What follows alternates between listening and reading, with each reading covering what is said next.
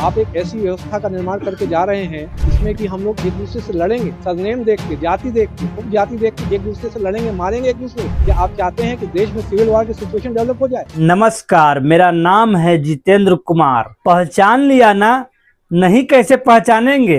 बरेली का city magistrate अलंकार अग्निहोत्री, नहीं पंडित अलंकार अग्निहोत्री। वैसे कायदे से इसका नाम अलंकार अग्निहोत्री नहीं, वैभवचार अग्निहोत्री होनी चाहिए था। संविधान और समानता का कट्टर दुश्मन बना फिर रहा था। दलितों पीड़ितों को जड़ा सा मनुष्य क्या मान लिया गया, इसकी छाती फटने लगी। इस्तीफा देने की नौटंकी कर डाली। अपने नाम की पट्टिका पर रिजाइन लिख दिया। रील बना रहा था, सोचा था ब्राह्मणों का हीरो बन जाएगा, लेकिन 24 घंटे के भीतर ही दहाड़ता हुआ बाघ एकदम बकरी बन गया, क्योंकि सरकार ने उसको सस्पेंड कर दिया। सरकारी गाड़ी भी छीन ली, सरकारी घर भी खाली करा लिया। अब बेचारा मारा मारा फिर रहा है, बाल नोचता हुआ सड़कों पर। लेकिन सवाल है कि सीधे सीधे मुख्यमंत्री योगी आदित्यनाथ को कटघरे में खड़ा करने के बावजूद भाजपा के सांसदों और विधायकों के खिलाफ खुला अभियान चलाने के बावजूद और इस्तीफा दे देने और इसकी घोषणा कर देने के बावजूद अलंकार अग्निहोत्री का इस्तीफा स्वीकार क्यों नहीं हो रहा है? आखिर क्यों योगी आदित्यनाथ का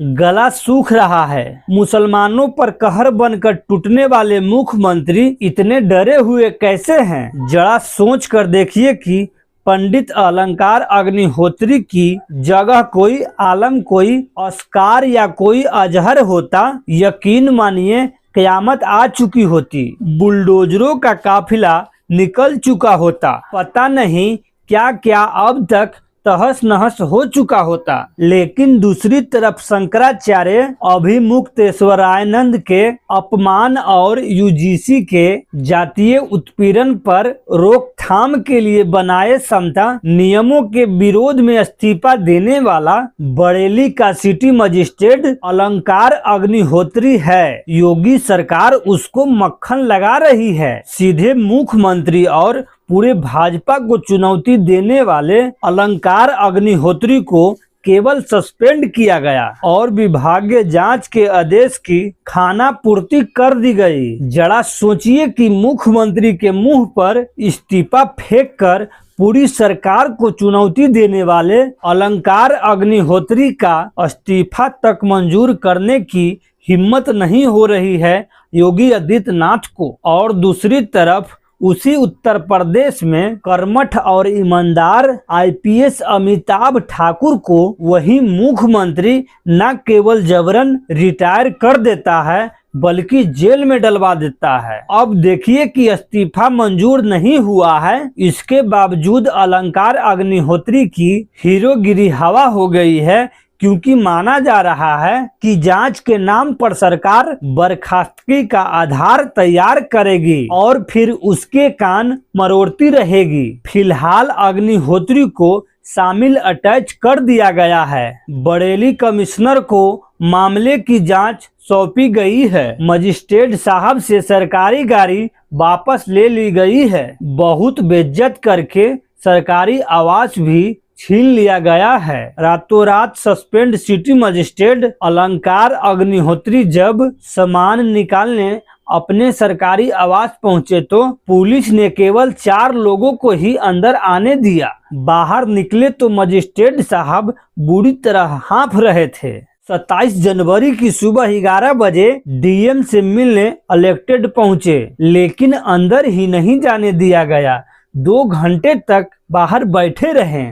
तो जरा सोचिए कि देश कैसे चल रहा है। गणतंत्र दिवस पर जब सारे अफसर तिरंगों को सलामी दे रहे थे कि संविधान में लिखे समता, न्याय और बंधुत्व के सिद्धांतों पर आंच नहीं आने देंगे, उसी वक्त अलंकार अग्निहोत्री इस्तीफा लिख रहा था। यूजीसी के नए नियमों को लेकर 5 पत्रे की चिट्ठी लिखी गई। जांच हुई तो पता चला कि लगाए गए आरोप गलत थे। एडीएम ने आरोप को खारिज किया। दोनों सरकारी अफसर है। इसके अगले दिन रात 11 बजे अग्निहोत्री ने सरकारी आवास खाली कर दिया, लेकिन वह अभी भी बरेली में ही है और परिचितों के यहाँ शरण लिए हुए हैं। लेकिन जरा मानसिकता देखिए, वो आदमी मजिस्ट्रेट की कुर्सी पर बैठता होगा तो दलितों, पिछड़ों, आदिवासियों को किस नजर से देखता होगा।